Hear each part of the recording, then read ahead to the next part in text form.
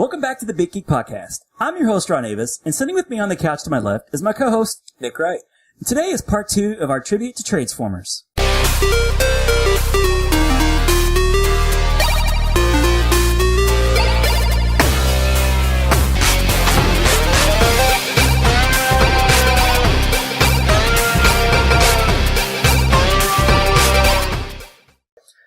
Okay, so here we are back again. We left off at Armada, which, as Nick had pointed out in last week's episode, was kind of a turning point. He remembers it being kind of a successful, he remembers it being successful for the Transformers series in general. And also, I forgot to mention that with us again, we also have Mark Wright. Howdy. And he is joining us once again live via Skype. I'll tell you what, it was really great having you on the episode last week. I had a feeling that having you on the show was just really going to enhance and enrich the show once you brought your knowledge to the table, and it did not disappoint at all. So I would like to thank you for hanging in there with us for part 2 of this part 2 of the podcast. Oh, you're very welcome. Where we left off last week with the Armada series. Well, Nick already said this was the renaissance of Transformers after Hasbro had taken a bit of a breather with Robots in Disguise. They just spent that couple of years just reissuing old molds so they could spend some time developing the next big thing. Oh yeah, is that when they started doing the reissues around that time? Well, Hasbro didn't do any reissues yet. Takara did start doing the first of their reissues of classic Transformers, but for Hasbro, this was limited to, in Robots in Disguise, they reissued the Combaticon molds as different characters. They weren't even called Combaticons, but you had those molds as new characters. Ruination. And that was all part of Robots cartoon. Exactly. Yeah, Ruination was the name of the gestalt for the Combaticons. Yeah, Armada was, and I have this down as part of the Unicon trilogy. Exactly right. Yeah, and Armada itself was from 2002 to 2004. It's like a return to vehicular forms more so than what we had seen with Beast Wars and those runs. It ran for 4 seasons and 52 episodes, and it was actually set on Cybertron. Is that correct? Sorry, which show are we talking about? Armada. Not set on Cybertron. No. Oh, not set on Cybertron. It's on Cybertron, but it's mostly set on Earth. Yeah, I was going to say, I'm not really super familiar with it, but I didn't think it was. Really, the only thing I even remember about Armada is Hotspot. The big thing that made Armada unique was the introduction of a third faction of Transformers, neither Autobot nor Decepticon. Oh, the Minicons. Aligned with either, called the Minicon. Exactly. Yeah, I mean, at first I was thinking, a third? What? How do I not know this? But then I thought, oh, yeah, okay. They were fighting over the Minicons. Everybody wanted the Minicons. Essentially Micromasters. But unlike Micromasters, you could actually plug them onto various ports on the larger robots, and they would unlock special features. Oh, I do kind of remember that now. Slapshot, which you mentioned, you plug the Minicon in, and it opens up little jaws in front of the vehicle that could grab things. For Megatron, you could make some missiles fire, or you could stick it into his arm, and his fist would have a little shiv that would stick up out of it. He could stab somebody. Megatron had all sorts of features. But the idea was that by attaching a Minicon to a larger robot, you make the larger robot more powerful. Come to me, Swindle. Let's combine! Transform and combine!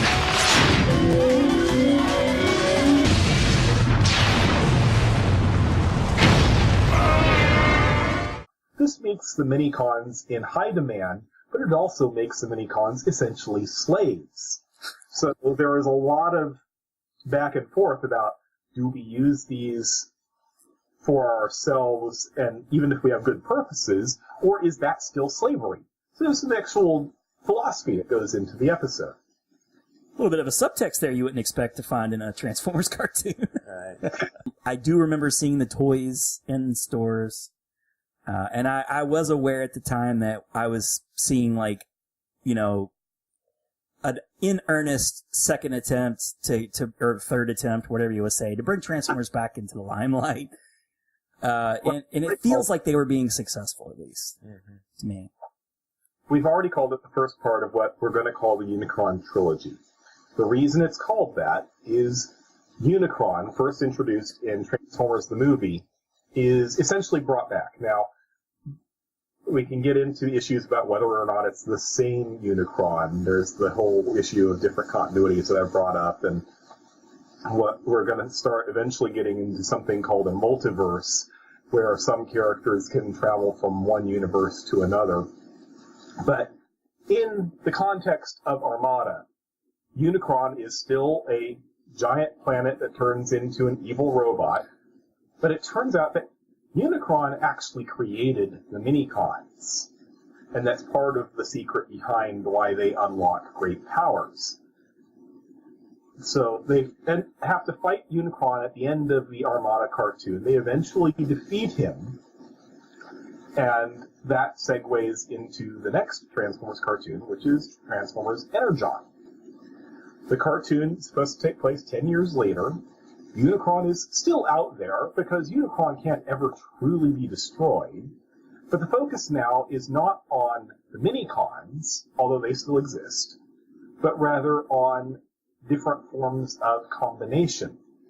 So the gimmick for Energon is that essentially all of the Autobots that are what is now called deluxe size, this is essentially the $10 price point, can combine with any other Autobot of that same size, and one is the top half, one is the bottom half, and you've got a new robot. Other Transformers of different sizes may have other ways to combine, not necessarily with other robots, but with like battle armor or adding on Energon weapons. And all of the toys will come with clear Energon, quote-unquote, parts that can be used as weapons, or a little chip that'll go on a spot on the shoulder that represents a power-up, things like that. Now, when I was looking into the Energon, Armada, those toy lines, I read something that referred to the toys as kits. Is that what you're referring to? Toys as kits? Kits, yeah. Kind of sounds like maybe what you're talking about. It might be. It's not the way I'm thinking about it. But, so let's say, for example, what's called the Scout class, instead of Minicons, they're now called Omnicons, most of them. And they're supposed to have a special ability to harvest Energon and fashion weapons out of them. So an Omnicon will come with a whole series of transparent parts that are supposed to represent being made out of pure Energon, but you can combine them into, say, one of them comes with a staff, a pike that you can use as a weapon. They'll also come with little stars that you can fit onto the larger Transformers, and again represents a power-up. So there are ways that you can take things apart, reassemble them in different ways, which may be what you're getting at with the kit. I think so, yeah. But again, it's just not the word I was using. But the idea is that by recombining things in different ways, you're supposed to have a play pattern that is limited only by your imagination. It kind of sort of reminds me of that He-Man action figure. Was it Modrock? Where he was... What's that? Modulock. Had the limbs that would pull off and you could put it in different ways. That's him, yeah. And then the idea, of course, was that you had many different toys, not just one toy, that you could kind of make them however you want. There's Ninja Turtle toys that do that too, like mutations or something. I forget what they call them, but it looks stupid.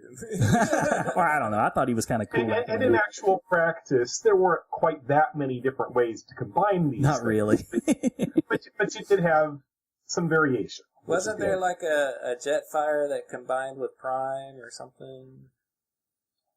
Let me think. Which toy line was that? I think that was Energon. I have the version of that mold that was used for the Astro Train Club exclusive. but I don't have any version of that Prime mold. And they kind of used that in the movie. Like, what was it, the second movie? Where he's like, lend me your parts. You know? No, those are Armada molds. I'm jumping ahead. Those were both, that was an Armada Jetfire and Armada Prime mold, so we've already passed those by Energon.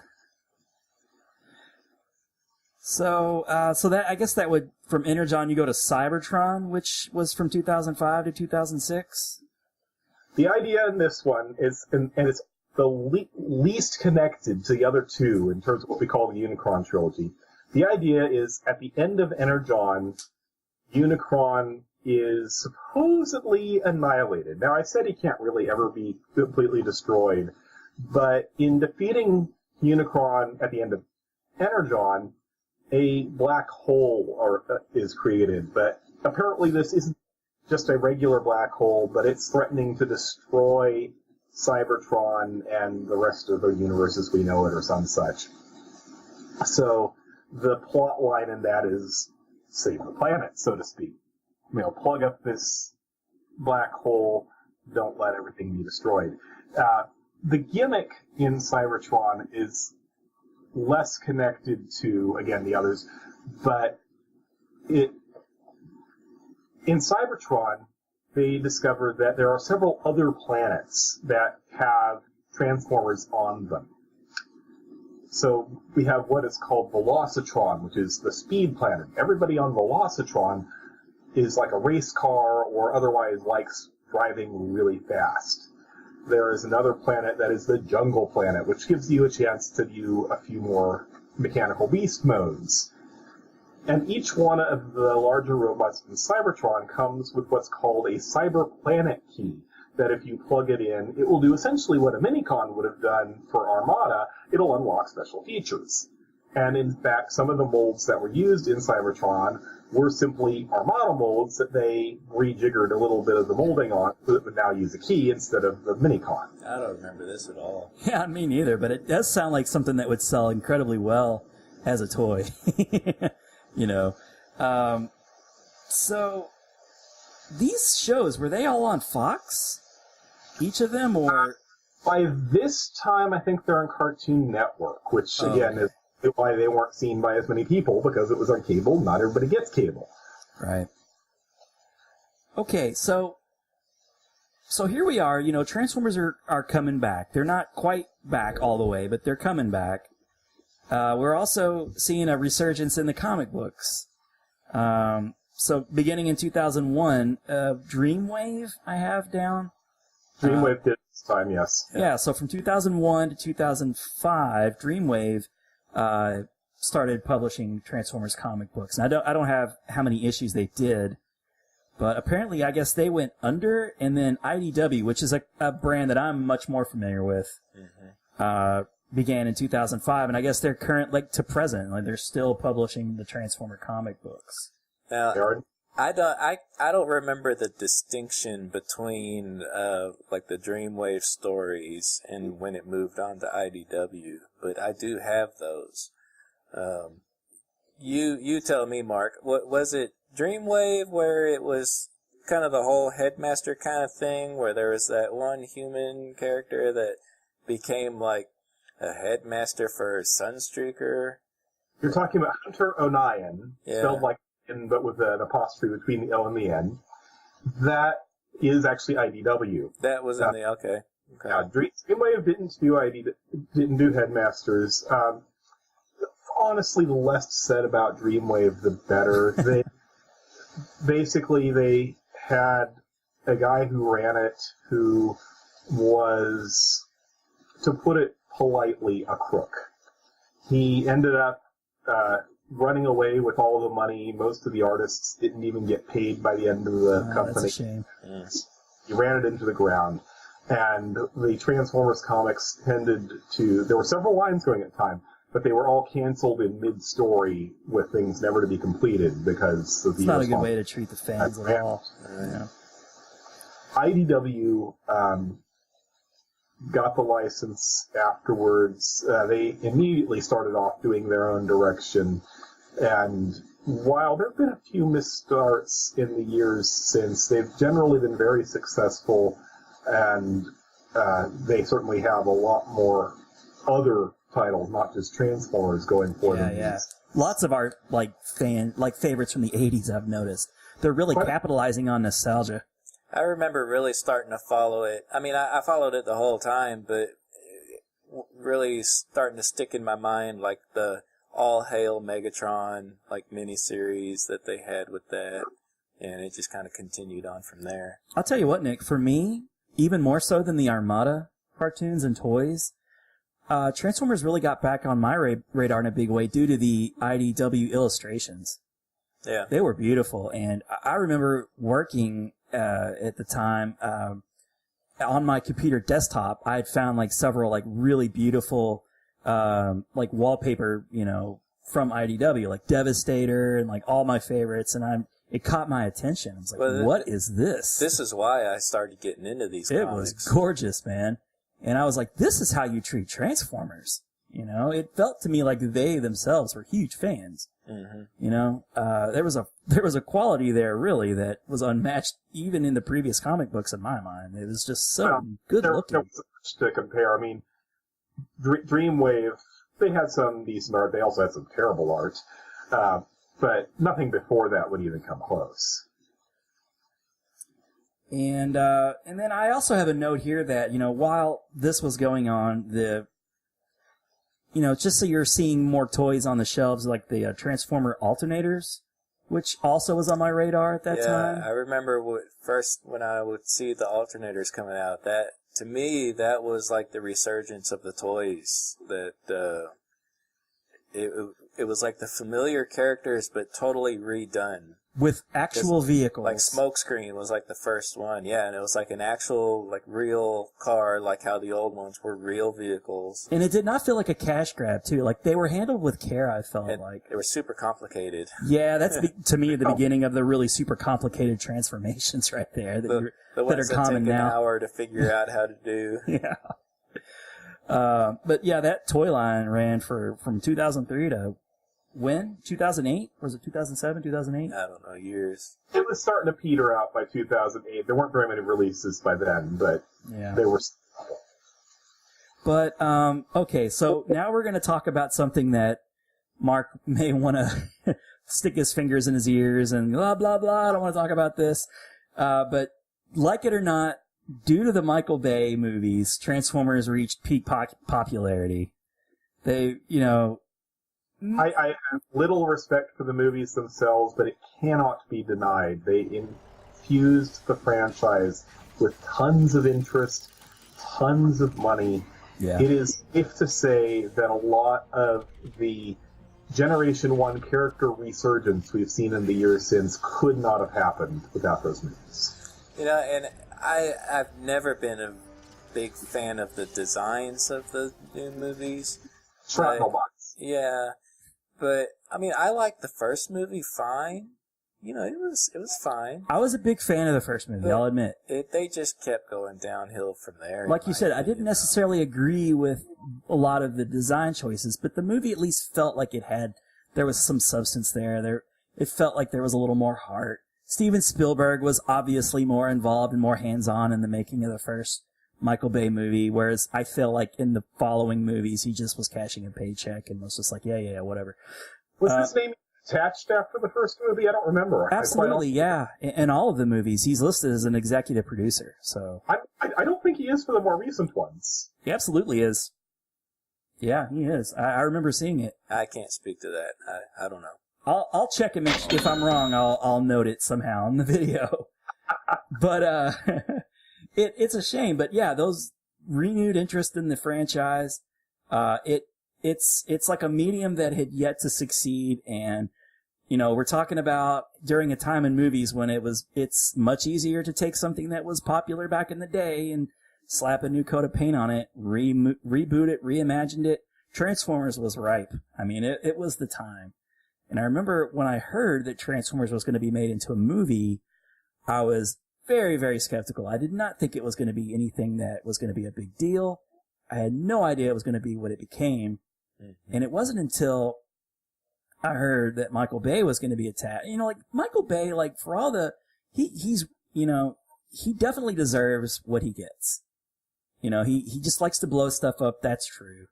But he was responsible for some very commercially successful movies. And movies like The Rock and, you know, they were enjoyable enough. But when I heard that Steven Spielberg was going to be attached to it, I thought, wait a second, this could be really good. And I do feel like the first one was pretty good. Now, I got some of the Metacritic scores for the movies. The first movie had a 61 Metacritic score, which is not good. But when compared to the other ones, it's actually not bad. The first one was good. I think Nick and I can at least agree that was good. Revenge of the Fallen, hated it. Could not. It's that one. I could not stand Revenge of the Fallen. It wasn't until a second viewing of the last movie, or the most recent movie, I mean, at the time when I saw the last movie most recently, I was like, Revenge of the Fallen is still my least favorite movie. Now that my opinion's changed on that. I for sure think the last movie is the worst. But Revenge of the Fallen, terrible. It was successful, obviously, and 35 Metacritic score. Not good. Dark of the Moon, my opinion on Dark of the Moon was I thought they were back on the right track. I kind of was interested in the story. I kind of dug what they were trying to do. Dark of the Moon was like the start of like, nothing's making any sense. No, I know. 42 Metacritic score. But over $1 billion grossed worldwide. Yeah. Wow. Then after that, you know, you got no more Sam Witwicky. They were rebooting it essentially, and they brought in Mark Wahlberg. Age of Extinction came out, 32 Metacritic score. Not a good movie. Again, over $1 billion. Yeah, and that was supposed to be a big deal because of the Dinobots. Yeah, they teased us with the Dinobots. It was bad. I hate how when in the movies, I hate how they would kind of get your hopes up by letting you know that, oh, this is going to have the Dinobots, or, oh, I remember before Revenge of the Fallen, they were like, Devastator's going to be in it. And I was like, okay, Michael Bay, you got me back. All right, yeah, I got to see Devastator. And then I see Devastator's. I am directly below. Enemy scrotum. Whatever. And I was like, wow, you really, really just, I can't believe what I'm seeing here. But, you know, Dark of the Moon wasn't terrible, I didn't think. Age of Extinction, they ruined the Dinobots for the most part. And then last night, oh, and I'm sorry, Transformium, enough said, for Age of Extinction. Oh, right. And then, of course, The Last Night, probably the worst movie I saw last year. Just awful. The Last Night was my last attempt to defend the Michael Bay movies. I just stopped. There was no defending that movie anymore, or that series. And I'm hopeful that with the Bumblebee movie that's coming out, maybe if they keep Michael Bay away, you know, like I've joked in the past, like maybe they send Michael Bay out somewhere. They don't tell him that, you know, they're starting to make the movie. They put him on some special project, keep him far away. And then, I don't know, I think the guy who directed Kubo and the Two Strings is directing the Bumblebee movie, which is a respected movie. I liked it. Yeah. You know, John Cena, however you feel about him, he's supposedly the star, but it's set in the 80s. Bumblebee's a VW. But again, are they just giving us a little taste of what we want to hear, and then they pull the rug out from underneath of us? Yeah, that's why I'm not. I just don't care. You know, what comes, and if it's something decent, then I'll find out. But until then, I don't care. Yeah. I mean, I gotta admit, they got my hopes up yet again. We'll see whether or not it's any good. I'm at least hopeful that without Michael Bay directly at the helm, it'll be better. One can only hope. One can only hope. Okay, Mark, we're done with that. It had to be said because, I mean, how successful the movies were. I mean, we have to acknowledge the Michael Bay Transformer movies, which covered a 10-year span, 2007 to 2017, and for all intents and purposes, that's done. But I will drag you backwards just a little bit in the timeline. Okay. Before the movies started, after the Unicorn trilogy was done, Hasbro needed to fill some time. So they came up with a little filler line that has now come to be known as Classics. Oh, yeah, classics. In 2006, got a new Generation 1 type, Optimus Prime, Starscream, Bumblebee. Megatron's a gun again. Characters in... What? I did not know that. In essentially familiar forms. They've all been updated. It's not like they're using the same molds, but they're all very much those characters. Yeah, Megatron's like a Nerf gun. Okay, I'll take it. I mean, just placeholder between the time when the Unicron trilogy was ending and the live-action movie, which was going to, of course, have its own toys, could start. Which, by the way, are all terrible. But the Classics toys sold beyond Hasbro's wildest dreams. And so they had to keep that concept around. So after they got through the first run of movie toys, they came back with what was first called Universe, as later become Generations, and they were doing essentially new type G1 toys, not as the main line, but certainly as a strong concurrent running line for the collectors ever since. Generations got me back into buying the toys, for sure. They're really well done. All of the points of articulation. They've done the fans of the G1 series, proud, in my mind. I mean, and I like that they seem to, they know. It's like, here we have a two-way communication between here, the fans, and then Hasbro, and I guess part of that is due to the, BotCon. When did BotCon start again? 1994. Oh, it goes back that far.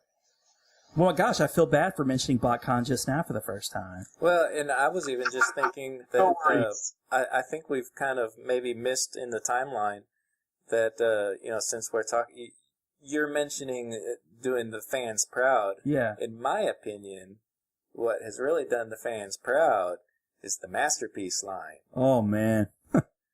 That is the boutique items. Like, you are only for adults, only for people who are willing to let go a lot of their hard-earned dough. They are not cheap, but they are really, really, really good. The Rolls Royce of the toy lines. We kind of mentioned the alternators, and I think the Masterpiece closely followed that. In fact, you've got your Bumblebee Masterpiece right there. Yeah.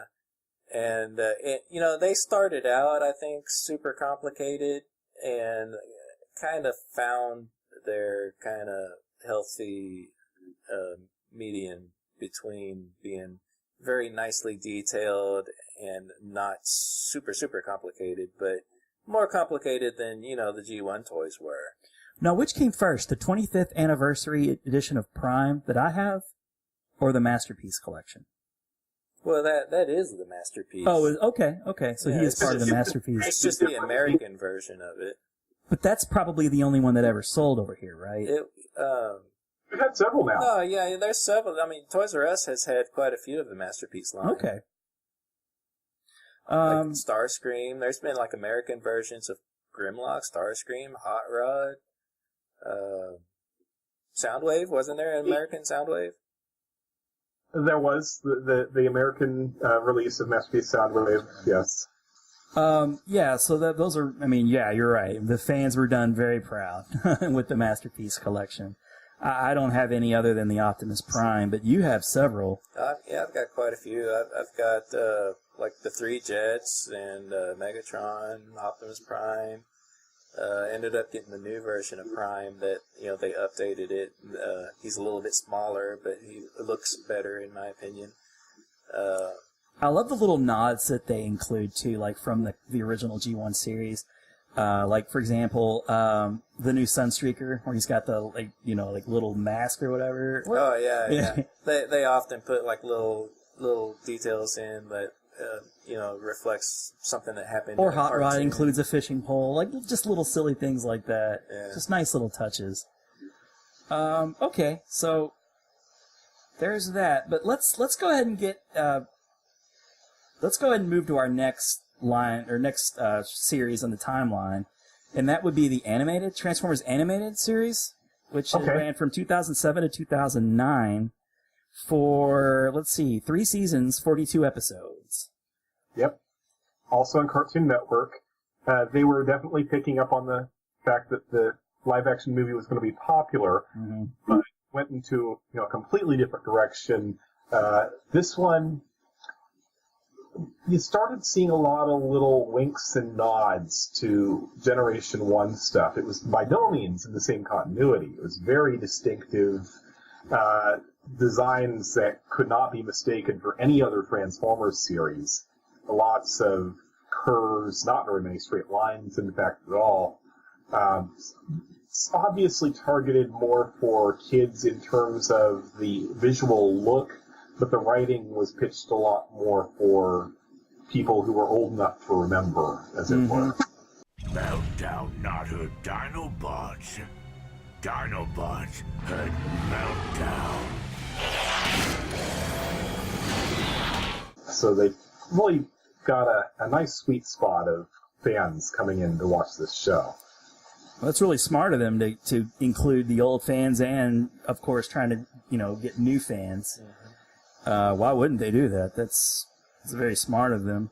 Yeah, and I have here that it did air on Cartoon Network, and evidently IDW adapted comics from that series. They did. But I want to go ahead, I don't want to shoot past that too much, but the next series I have in my timeline is another one of those, big deal series, I feel like. And that was the Prime, Transformers Prime.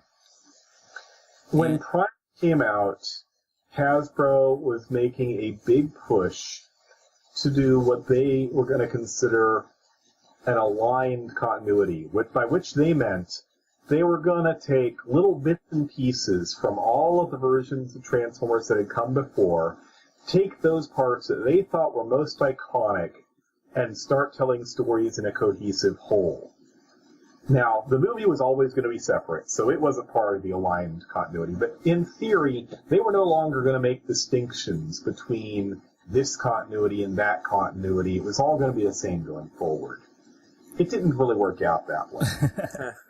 Well, I have reference to the aligned continuity with the rescue bots, robots in disguise. There's a couple here that I have noted that they're, quote unquote, part of the aligned continuity. Yes. But the Prime, first of all, I remember the first thing that I noticed with Prime was the look. It had a very distinct, sharp, nice look to the cartoon and the toys. Much more refined CGI now that they've, had the technology around for a little while. They knew what they were doing. And they were able to get Peter Cullen to voice Optimus Prime, which is huge. Mm-hmm. If I'm not mistaken, that was his first foray, back into the, since Generation 1, I guess? Not counting the movies. The movie, not counting the movies, yeah. Did come first, and he was for those. But this was the first cartoon in the regular episodic television that he was back for, yes. Which, anytime you can get Peter Cullen as Optimus Prime, just fits like a glove. We are autonomous robotic organisms from the planet Cybertron, also known as Autobots. 65 episodes, I don't know if I mentioned that before. And the thing that I noted that's really impressive was the show was very critically well received. Several Emmys. Moments. It also had people who, parts that didn't do as well. But let's go back to the voice casting for a bit. Peter Cullen was actually not the big stunt casting that they did for this. For the months before the cartoon came out, they made a big deal about the fact that they had cast The Rock to voice Cliffjumper. No way. I do not remember that at all. I know where he's going with this. Is because The Rock, as Cliffjumper, showed up in the very first episode for all of about a minute, and then they killed Cliffjumper off. Oh, that's right. I remember. I just found a whole lot of energon. And the big plot for that first episode centered around this dark energon that Megatron discovered, which, among other things, could reanimate dead Transformers. So now we have Transformer zombies. Why not? Zombies are big. I vaguely remember that. And I've only seen a handful of episodes, but I think I've seen episode 1. And maybe I was just like, what? Like, I appreciate that it feels familiar to me with, obviously Peter Cullen and their vehicles. And I did like the way the show looked. It didn't necessarily catch on for me personally all that much. But I go back to just me being very prejudiced, and just anything that's not G1, I just don't give a fair shake. And I haven't seen, and I should. Like, I've tried a few of these other ones, and I just don't get into it as much. I don't know. And I saw the first episode that we're just talking about, where they kill off Cliffjumper, and I remember, immediately thinking, what the heck? Yeah. It was a bold move. One could argue about whether it worked or not, but they were definitely making a point that this was not going to be like previous cartoons. Yeah. Rescue Bots is I have on here from 2012 to 2016, and oddly enough, Rescue Bots is actually more in my wheelhouse than any of these modern day reincarnations, because of just the fact that Logan is of that age. Yes. Where and it is on Netflix, or has been on Netflix. I don't know if it is now. But it's still on Netflix. It's only just recently completed its run. 104 episodes. The longest running Transformers cartoon of all time. Imagine that. I've never seen Rescue That is a trivia question you will most likely stump many people on. I guarantee everyone would say J1. There's no doubt. Yeah. But yeah, Rescue Bots, 104 episodes. And they're not bad. They're on Earth. Very simplistic. The toys also very simplistic. Just a few, flips of the wrist and you've got a transformation. This is the line geared towards younger children. Yeah. Optimus is a fire truck. I thought it was funny that the show was set in Maine. I don't know why they made that choice. But it was not a bad show. No Peter Cullen, of course, but there were some familiar he's characters. Around only for occasional episodes. Optimus Prime is a semi-recurring character, not a regular. Oh, is that right? Okay. Prime appears, it is Peter Cullen. Okay. Actually, you know what? Optimus Prime was not a fire truck. That was Hotspot, right? Heatwave, actually. Heatwave. Thank you, Mark. But yeah, the toys were really nice. Very sturdy, well made. Logan has a lot of them, and that was kind of his entry point into Transformers. And then, of course, later I sat him down and gave him a formal education. I made him watch all the G1 episodes. He's seen them all, and he actually really enjoyed them. But I will note here that, and he noticed this, and I noticed it too later. The G1 cartoons, not really all that well. They don't hold up great. Yeah. They're not terribly entertaining, other than the nostalgia factor. They're kind of boring. I bought the DVDs and then I try to rewatch them, and you get bored real quick. Yeah. Once you get past the excitement of, hey, I have that toy, and when you're not doing that, rewatching it years later, it just doesn't hold up as well. I guess we were easily entertained as kids. Very much so. And then I have from the Robots in Disguise from 2015 to 2017, 71 episodes, and was a continuation of Prime, right, Mark? Essentially, yes. It is enough of a jump from where Prime leaves off that you don't need to know anything about Prime, really, to watch this cartoon. But it is intended to be in continuity, and they make occasional callbacks to it. Let's see. Which brings us to present day. Cyberverse, I guess, is the show that's going to be coming out soon. Not a lot's known about it yet. It may be continuity with these other two. It may not. It may be something completely new. We actually don't know. So that brings us up to date as far as the show is concerned, which is cool because I just ran out of power there. I had some factoids, but I don't know what they are now. Going back to, I know that one of the factoids I had was with the 1986 feature film. And a lot of people know that Orson Welles' last credited role was for, of course, Unicron.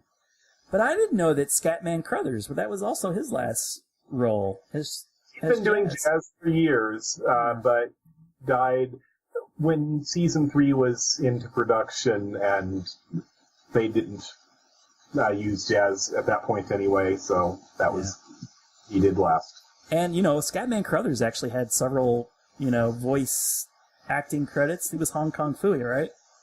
Number one super guy. Number one super guy? Yeah. I mean, I guess, we have a little more time to talk. Maybe we should talk about some of the individual talent, or we could talk about the BotCon some more and the Transformer Hall of Fame. Like, there is an actual Transformers Hall of Fame. And that's kind of interesting. But what happened with the Hall of Fame, and I don't even know if Hasbro is still doing it now that BotCon doesn't exist. I think they did for the first HasCon last year, though, so it might still be going forward. What they did, at least for the BotCon years, is they took a few iconic characters, Optimus Prime, Megatron, and a few human beings that are well-known and pivotal to the run. So, Michael Bay. Bob Budiansky not only wrote the vast majority of the U.S. Marvel comic books, but he also wrote all of the tech specs. That's interesting. Packages. Which was a big deal. It gave you, you could measure them. You had intelligence and strength and, endurance. And I thought that was a really neat thing that they had done, that they didn't have to do. It was just a nice touch. It Transformers off from all other transforming robot lines. Yep. Can you, we'd mentioned BotCon. I've been to a couple myself, but can you describe BotCon for us, Mark, like what it actually is? Okay. It is arguably the original, and certainly by the time it was done, the official Transformers convention. And what basically happened is the organizers would rent a convention hall in a hotel in some part of the U.S. It was in a different place every year. They would invite special guests, voice actors, writers, people who were known for being part of the Transformers franchise. They'd set up a dealer room so that people who sold Transformers would have a place to sell to people who were interested in buying Transformers. There'd be some special events. Sometimes they'd do a game. Sometimes they'd show one of the movies in a room. Sometimes they would have a panel of the designers. They'd talk about what went into designing the toys. They would almost always, especially towards the end, have representatives from Hasbro stop by and talk about what new toys are going to be coming out over the next year. Usually it lasted over a weekend, and somewhere from a few hundred to several thousand fans would converge and meet up with other fans and generally have a good time. And you also got access to exclusive Transformers too, right? Yes, indeed. Now, it started out very simple. The very first BotCon in 1994, Hasbro said, hey, we've got a few toys that we're not going to sell in stores. We've decided not to. Would you like one of them to use as an exclusive for your convention? The organizers said, sure, we'd love that. And so Hasbro provided G2 Breakdown as an exclusive to everyone who registered to attend that convention. It's only about 200 or so people, not that many. Yeah. Very modest. After that, organizers had to make special arrangements. So the next year, I want to say, was Night Racer, which they basically took the GoBots version of Bumblebee. Now, I have to give a disclaimer there. GoBots does not mean the old toy line from Tonka, but rather was Hasbro having bought out Tonka, they wanted to do some trademark grabbing, so they used that name several times. And in this case, they were using it for a line of little cars that were essentially Hot Wheels sized that turned into robots. So they had GoBots Bumblebee that they swapped out a couple of parts for, did not paint the little gold overcoat on it, just left it black. The designer then hand painted some blue stripes down the side and said, here is Night Racer. And in order to make it especially special, I'm going to write a tech spec and say this is the first official female Transformer, because all our toys at that point had defaulted to male pronouns. there had been female Transformers in the cartoon, and most notably RC. RC, yeah. Toys. I had somebody argue with me that there was an RC toy back in the day, and I kept saying, no, there wasn't. Yeah, there is an RC toy now, but there was not back in the day. That's kind of one of those, like, national, shared consciousness, like you swear something existed. And since the movie existed and many of those characters were toys, I guess you just kind of swear that it happened, even though it didn't. Talking about shared consciousness, I'm going to digress a bit and talk about Blue Streak. Yeah, Blue Streak, yeah. The Blue Streak toy that came out in 1984 with Generation 1 was a gray car with red shins. I have no idea where the name Blue comes from on that toy. They came up with an idea that he talks up a blue streak, which may be a phrase. I don't know if it existed before that time. I honestly don't, but that was how they decided to write it off. But in the instruction booklet that came with that package, on the package art, and in the old catalogs that were selling Transformers before the toys actually hit the shelves, that mold is instead essentially a blue car with some silver trim that was essentially one of the Diaclone versions of that mold, how it was actually sold. But that blue version was never actually sold in a Transformers package. And people swear up and down that they had Blue Streak.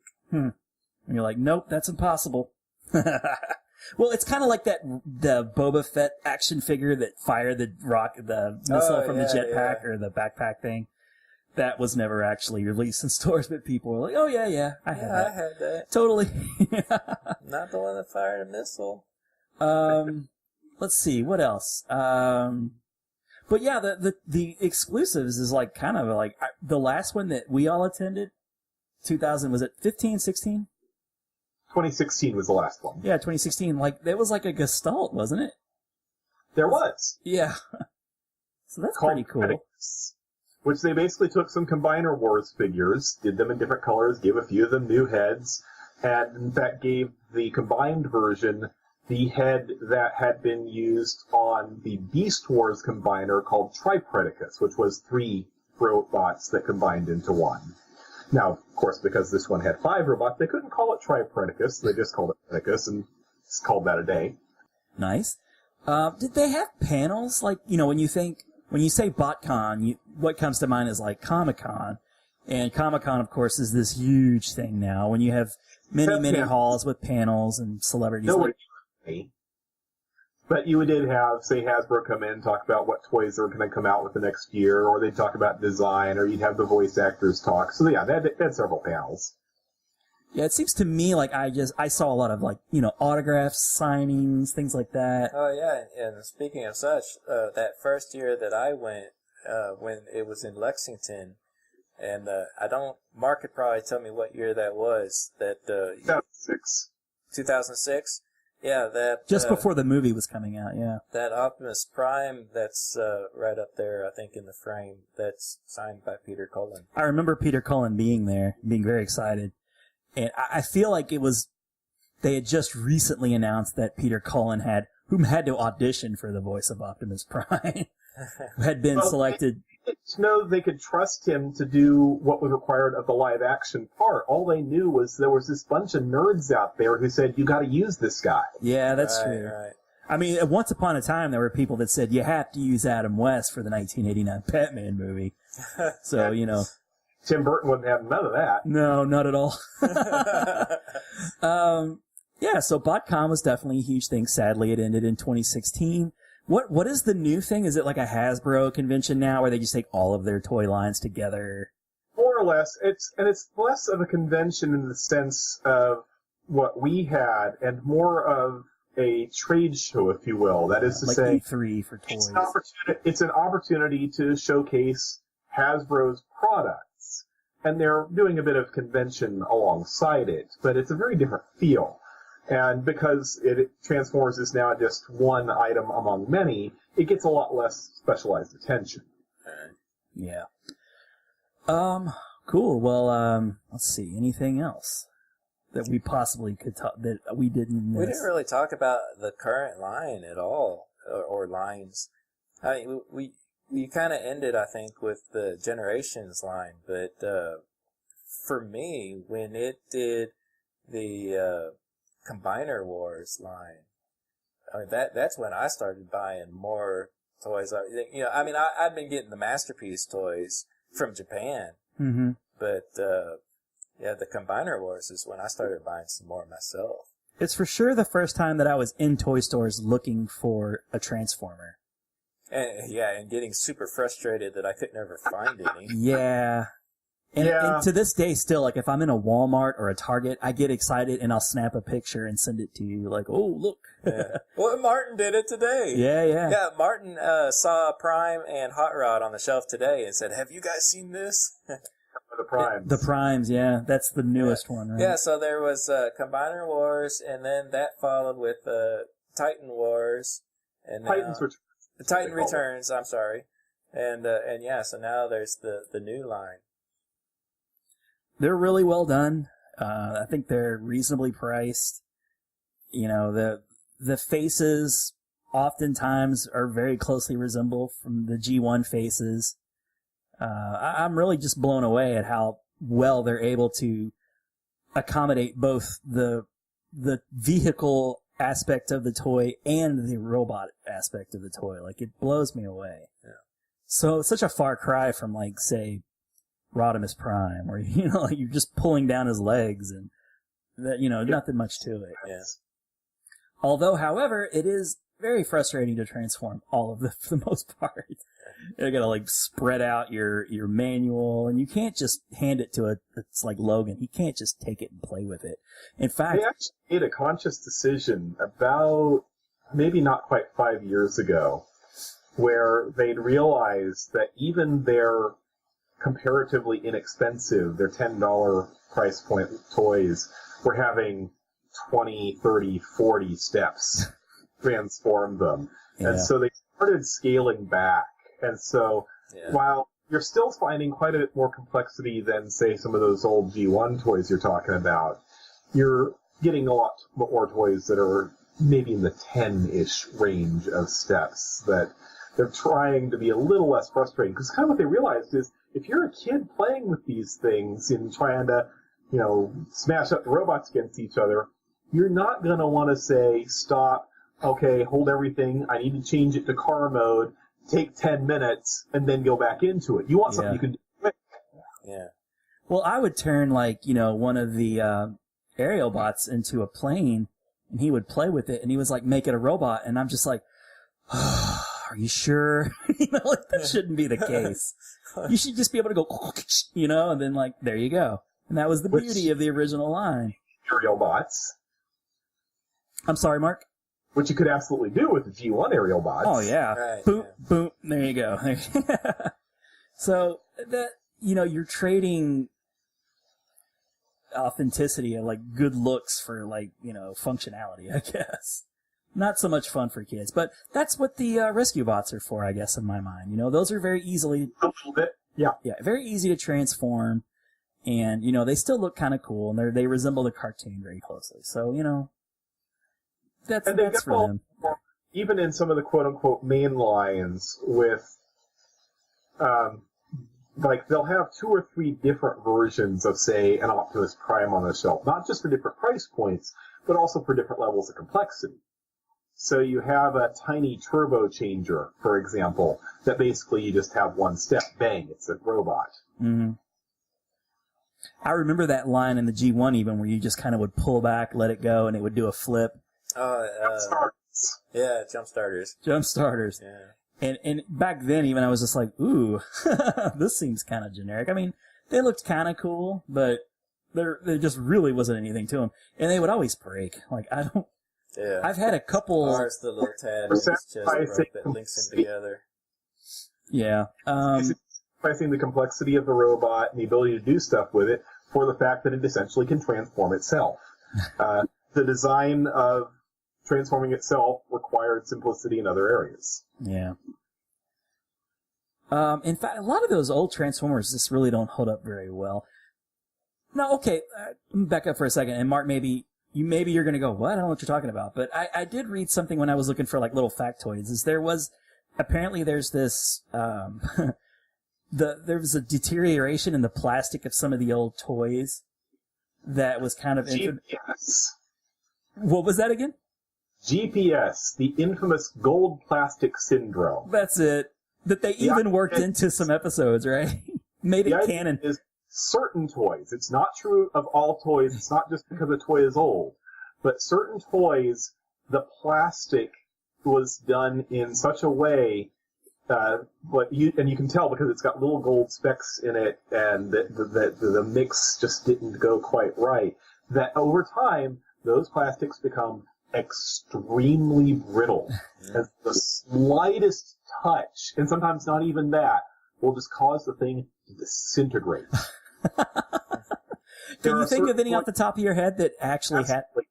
G2 Slingshot, one of the aerial bots, the head, the little stick portion of the head that would plug into Superion to form the giant robot, that's all gold plastic. Which means that your major stress point that you need I have that one. is going to shatter into a million pieces if you ever try to combine it. Oh my god. That's hilarious. So yeah, I thought that was interesting. Let's talk about the Frenzy. What is the Frenzy and... Oh, what? Rumble and Frenzy? Yeah, what is it? There's an acronym for it. Well, I won't go with the letters, but I'll just basically tell you what it means is Rumble is red, Frenzy is blue, or you can do Rumble is blue, Frenzy is red, or Frenzy is and the Rumble first way was correct. Okay. I am a toy/comic purist. Rumble is red to me. Rumble's red. However, the cartoon, when they did it, they featured Rumble all the time, Frenzy very little, but they had Rumble as blue. Now, it wasn't even the same blue as Frenzy the toy was. But because Rumble was so prominently featured in the cartoon, and in the cartoon Rumble was blue, a lot of people swear that that's the correct one. Me, I say the cartoon just got it wrong, folks. Yeah, it happens. The cartoon often got things wrong. That's true. Cool. All right. Well, I've got nothing else, at least off the top of my head, that you didn't cover. Mark, can you think of anything? Oh, I could talk for forever. I don't need to bore your listeners any more than they already are. Well, I don't think they're bored at all, Mark. I think, just about everything that you shared with was very interesting. And I, again, really appreciate you joining us, taking the time out of your day, to join us and talk about, Transformers, something that we all very dearly love. Yeah. And, awesome. You are the foremost authority in my mind, anyway, of Transformers. And I really encourage people to check out your blog. I'll put a link to it in the comments so that people can go check that out. It's filled with really interesting stories, and not just for Transformers, but obviously, if you're a Transformers fan, you'll be delighted to check it out and be treated to some interesting things. Yeah. Thank you.